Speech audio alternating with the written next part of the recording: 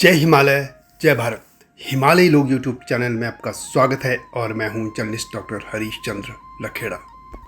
आज मैं एक ऐसे महान दिव्य पुरुष की जानकारी दे रहा हूं जिन्हें बौद्ध धर्म का शंकराचार्य भी कहा जाता है। जो कुछ शंकराचार्य जी ने हिंदू धर्म के लिए किया, वही उन्होंने बौद्ध धर्म के लिए किया। तिब्बत के नरेश ने जब एक ब्राह्मण को भारत से बौद्ध धर्म के प्रचार के लिए बुलाया तो उनके कदम वहीं तक नहीं रुके। भूटान, सिक्किम, लद्दाख, यानी ये कह सकते हैं कि हिमालय की जो पूरी सीमांत जो क्षेत्र है, वहाँ बौद्ध धर्म को प्रसारित करने का काम उन्हीं दिव्य पुरुष ने किया। वो थे पद्मसंभव, जिनका अर्थ होता है कमल से उत्पन्न। भारत के इस सपूत ने 8वीं सदी में तांत्रिक बौद्ध धर्म को भूटान एवं तिब्बत, सिक्किम आदि पूरे क्षेत्र में प्रचारित करने में महत्वपूर्ण भूमिका निभाई थी। उनको तिब्बत में गुरु रिंपोचे या लोम्पो रिंपोचे के नाम से भी जाना जाता है। गुरु पद्मसंभव बौद्ध धर्म में एक महत्वपूर्ण व्यक्ति हैं जिन्होंने 8वीं शताब्दी के आसपास तिब्बत में वज्रयान बौद्ध धर्म की स्थापना में महत्वपूर्ण भूमिका निभाई थी। प्रारंभ में बौद्ध धर्म के 3 स्कूल थे, हीनयान, जिसे अब थेरवाद के नाम से जाना जाता है, महायान व वज्रयान।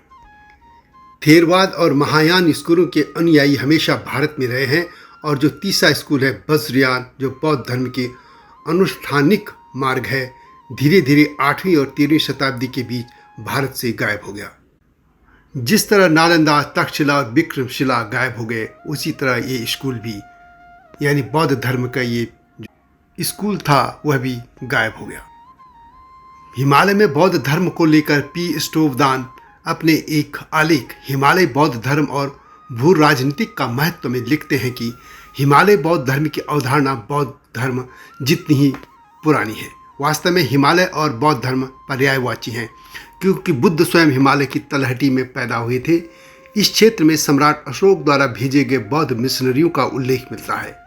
प्रारंभिक बौद्ध धर्म सूत्र संभवतः हिमालय में तब आए जब 2वीं शताब्दी में बौद्ध धर्म चीन और मध्य एशिया में फैल रहा था। 4वीं और 5वीं शताब्दी के बाद नेपाल जैसे स्थानों में आचार्य वसुबंधु और अन्य लोगों द्वारा महायान परंपरा की शुरुआत की गई।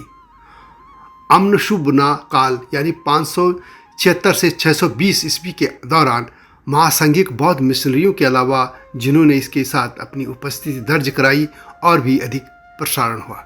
हालांकि वास्तविक प्रभाव तब पड़ा जब प्रसिद्ध तर्कशास्त्री आचार्य संत रक्षित, जिनका कार्यकाल 705 से 762 ईस्वी माना जाता है, जो कि नालंदा मठ के वंशज थे, महान हिमालय से होकर गुजरे। उन्होंने वर्ष 743 में तिब्बत का भी दौरा किया था, लेकिन बाद में 8वीं शताब्दी में प्रसिद्ध भारतीय तांत्रिक गुरु पद्मसंभव ने हिमालय में बौद्ध धर्म के भारतीय वज्रयान रूप के बीज बोए।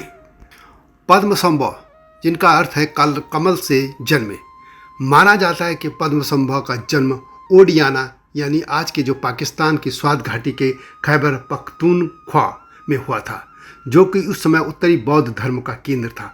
हालांकि एक अन्य किंवदंती यह है कि ओडियाना प्राचीन उड़ीसा या ओड्रा या ओडिशा, उत्कल और या कलिंग क्षेत्र को भी कहा जाता है। और लोगों का ये मानना है कि अधिकतर ये कह सकते हैं इतिहासकारों का कि उनका जन्म उड़ीसा में ही हुआ था और वास्तव में 1ली शताब्दी ईस्वी में बौद्ध धर्म के तंत्रयान रूप को वहाँ जन्म दिया गया था। इसी उड़ीसा क्षेत्र में गुरु पद्मसंभव जन्मे थे। 7वीं 8वीं शताब्दी तक वहाँ बौद्ध धर्म फलता फूलता रहा। मंत्र, अनुष्ठान और भूत भगाने पर जोर देने वाली पद्मसंभव की विरासत हिमालयी बौद्ध धर्म का मुख्य आधार है। माना जाता है कि पद्मसंभव संभलपुर के राजा इंद्रभूति के दत्तर पुत्र थे। उन्होंने तंत्रयान बौद्ध धर्म के इन सभी रूपों को वज्रयान में एकीकृत किया था। कहा जाता है कि इंद्रभूति की बहन लक्ष्मीकरा ने सहजयान की स्थापना की थी। पद्मसंभव ने जोहार यानी क्योंझर की जो राजकुमारी थी मंदारबा, उनसे शादी की थी और जिन्होंने सहजयान में महासिद्धि प्राप्त करने में उनकी मदद की थी। पद्मसंभव को बौद्ध लोग दूसरा बुद्ध भी मानते हैं।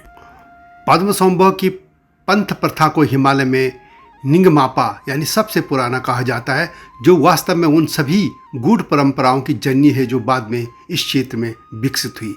उन्होंने हिमालय में एक लंबा समय बिताया, जहां उन्होंने कई चमत्कारिक कार्य किए और पवित्र खजाने का खुलासा भी किया। वास्तव में हिमालय क्षेत्र, इसमें भूटान, सिक्किम, लद्दाख, नेपाल, मोन्यूल आदि ये जो क्षेत्र आता है, इसमें धार्मिक इतिहास उनके पौराणिक कृति और तांत्रिक चमत्कारों से जुड़ा हुआ है। पद्मसंभव की विरासत संपूर्ण हिमालय श्रृंखला के लोगों की धार्मिक नींव बनी हुई है और पद्मसंभव ने अपने बहनोई शांति रक्षित के निमंत्रण पर हिमालय पार करके तिब्बत की यात्रा की थी, जो पहले वहां गए थे, और बुरी आत्माओं के साथ साथ स्थानीय बोनपो यानी एनिमिस्टिक अनुयायियों को वश करने के बाद पद्मसंभव ने तिब्बत में पहला तांत्रिक केंद्र शा में स्थापित किया था। पद्मसंभव के 25 प्रमुख शिष्यों ने उनकी परंपरा को पूरे हिमालय में फैलाने के लिए काम किया और बाद में निंगमा स्कूल को तिब्बत में उत्पीड़न का सामना भी करना पड़ा था, लेकिन हिमालय में यह फलता फूलता रहा। नेपाल में पद्मसंभव को ओडियानाचार्य के नाम से जाना जाता है और हिमालय में अन्य जगहों पर उन्हें गुरु रिनपोछे के नाम से जाना जाता है।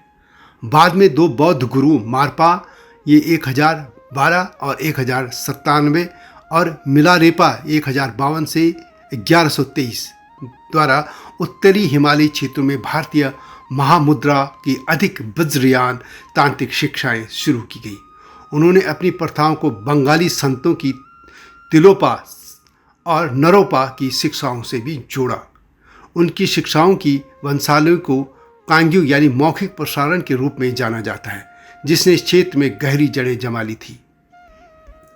दरअसल हिमालय के कई स्थानों और पहाड़ों की पवित्रता मारपा और मिलारेपा से जुड़ी हुई है।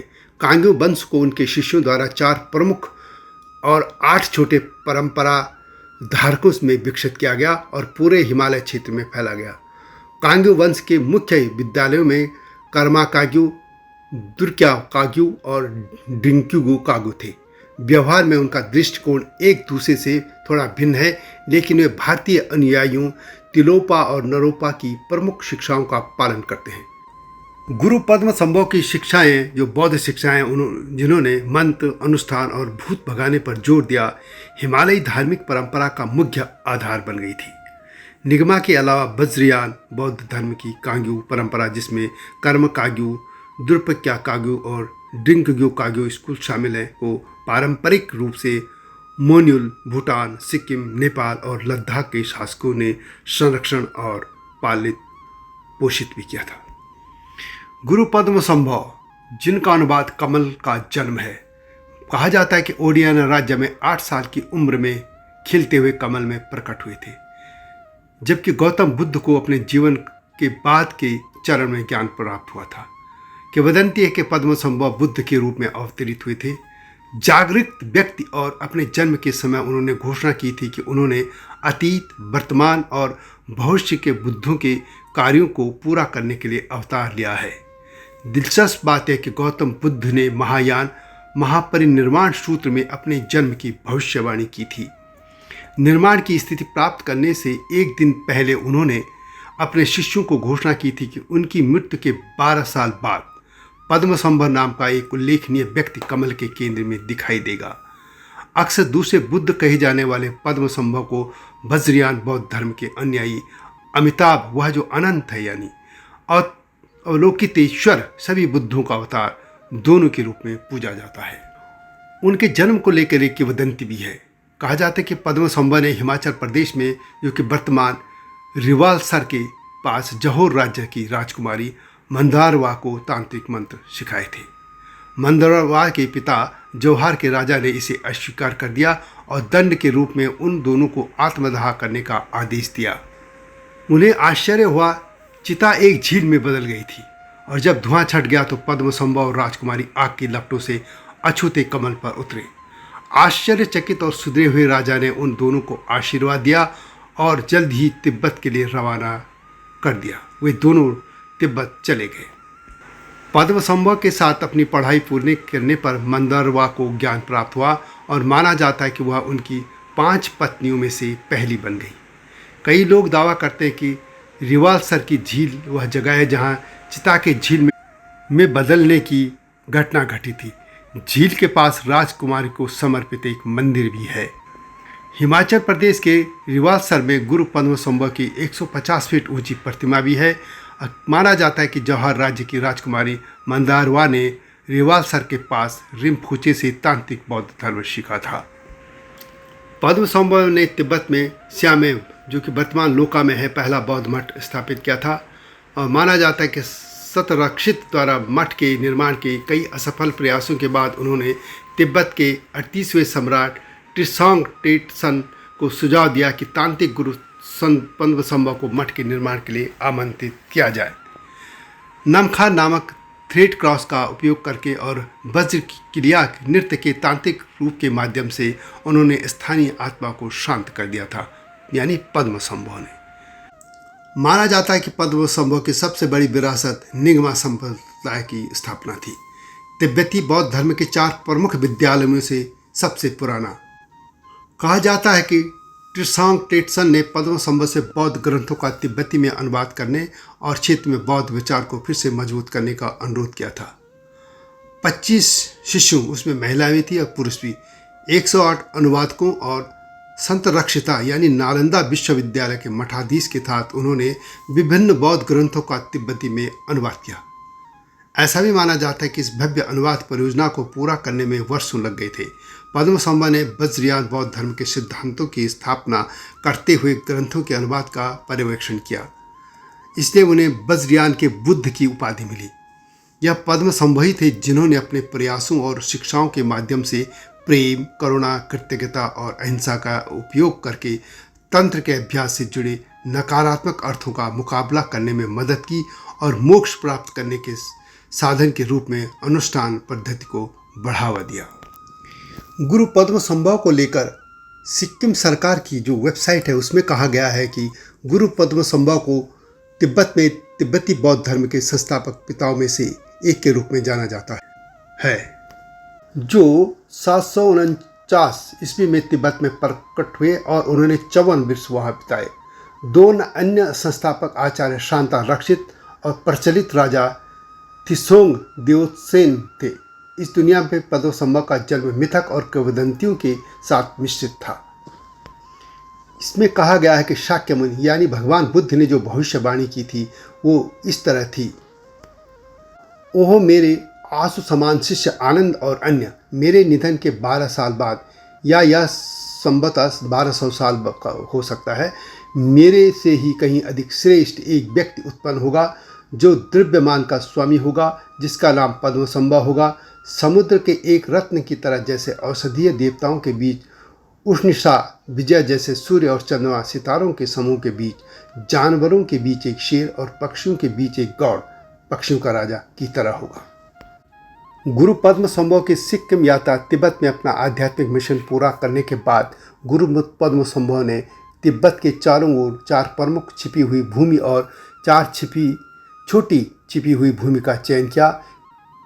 तिब्बत के आसपास छिपी हुई भूमि की खोज के दौरान अपने 25 शिष्यों के साथ इस भूमि का दौरा किया।